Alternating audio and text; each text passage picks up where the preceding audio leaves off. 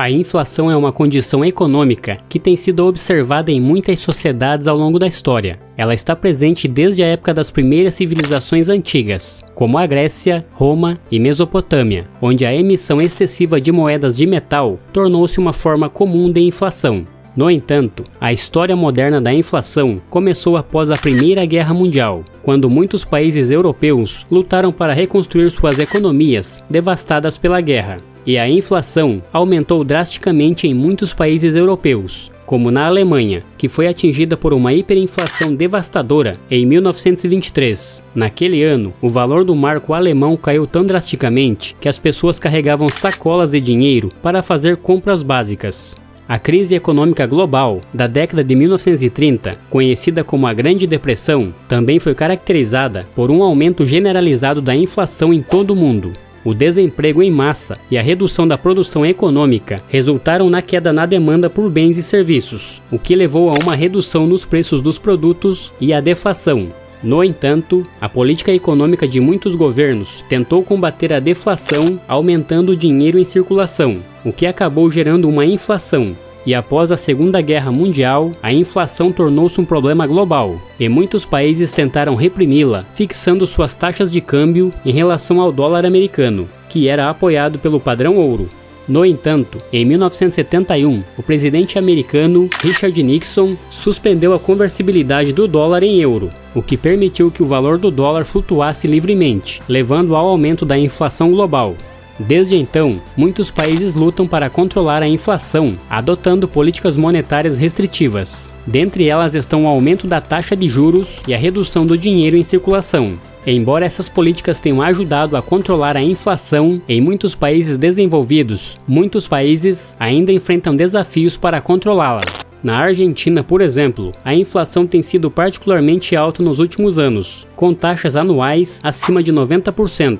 Isso tem levado ao aumento no preço dos alimentos, combustíveis, transporte e outros bens e serviços básicos. E o resultado disso é que muitas pessoas estão tendo dificuldades para atender suas necessidades básicas e estão afundando na pobreza.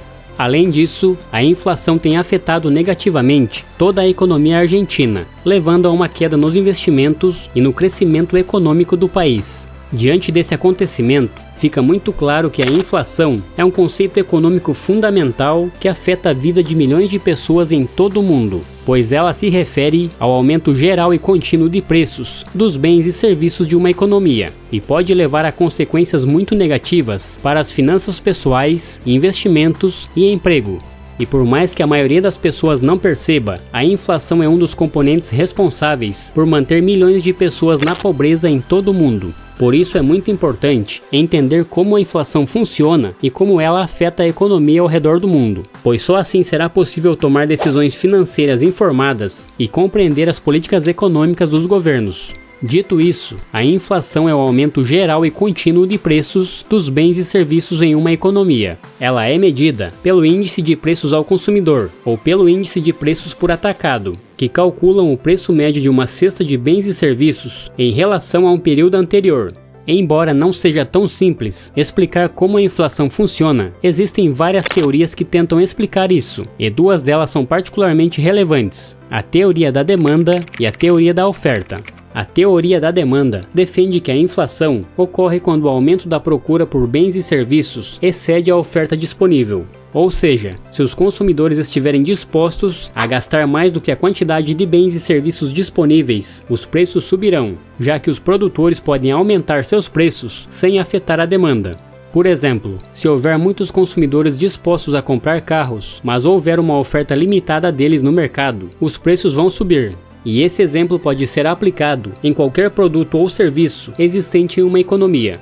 Já a teoria da oferta argumenta que a inflação ocorre quando a oferta de bens e serviços é restrita, pois se a oferta de bens e serviços for limitada, mas a demanda permanecer constante, os preços aumentarão para refletir essa escassez. Por exemplo, se houver uma escassez de trigo no mercado devido a uma má colheita, o preço aumentará, pois os produtores podem cobrar mais por esse produto escasso. Além disso, a inflação também pode ser impulsionada por fatores externos, como mudanças nas taxas de câmbio ou nos preços de matérias-primas, como o petróleo e gás. pois se os preços do petróleo subirem, os custos com transporte e produção vão aumentar, o que leva a um aumento nos preços dos bens e serviços disponíveis. Dito isso, fica muito claro que a inflação exerce grande influência na nossa vida cotidiana, e ela afeta a sua vida de várias maneiras, principalmente quando os preços dos bens e serviços que você compra aumentam, pois isso reduz o poder de compra do seu dinheiro e acaba aumentando o seu custo de vida. Isso significa que você precisa gastar mais dinheiro para comprar a mesma quantidade de produtos que comprava anteriormente. Por exemplo, se o preço de uma cesta de compras aumenta de R$100 para 120 em um ano, isso significa que você precisa gastar 20% a mais de dinheiro para comprar a mesma quantidade de produtos. E o resultado é que você não consegue comprar a mesma quantidade de bens e serviços como antes, reduzindo assim o seu poder de compra. Além disso, a diminuição do poder de compra tem consequências sociais negativas, uma vez que as pessoas de baixa renda são as mais afetadas pela inflação, pois quando os preços dos bens e serviços básicos aumentam, essas pessoas não têm dinheiro suficiente para satisfazer suas necessidades mais básicas. E isso acaba levando ao aumento da pobreza e da desigualdade social, além de gerar efeitos negativos para a economia como um todo. Quando a inflação aumenta, os bancos centrais geralmente tentam controlá-la elevando a taxa básica de juros. Eles fazem isso para desencorajar os gastos e os empréstimos. Assim, eles conseguem reduzir a demanda por bens e serviços, que por sua vez reduz a pressão sobre os preços. No entanto, as taxas de juros mais altas também geram efeitos negativos para as pessoas que têm dívidas, pois torna-se mais caro o pagamento de juros sobre as dívidas existentes, como financiamento imobiliário, empréstimos ou de cartões de crédito. E o resultado disso é que as pessoas têm menos dinheiro disponível para gastar com outras necessidades, o que acaba afetando a sua qualidade de vida e a sua capacidade de pagar outras contas. Além disso, quando as taxas de juros estão mais altas, fica mais difícil para as pessoas obterem empréstimos. Isso acontece porque as taxas de juros elevadas aumentam o custo do dinheiro para os bancos, que ficam mais criteriosos em emprestar dinheiro para as pessoas que eles consideram ser de alto risco. Isso acaba limitando a capacidade das pessoas de investir em educação, abrir um negócio próprio ou de financiar uma casa. Logo, essas pessoas têm o seu potencial de ganhos e a sua capacidade de construir riqueza afetado negativamente. Já as empresas são mais conservadoras em investir em novos negócios quando os juros estão altos, o que acaba diminuindo a oferta de empregos e, consequentemente, o crescimento e a riqueza do país. Essas são algumas consequências de ter uma inflação elevada. Pelo vídeo de hoje é isso, abraços e até o próximo.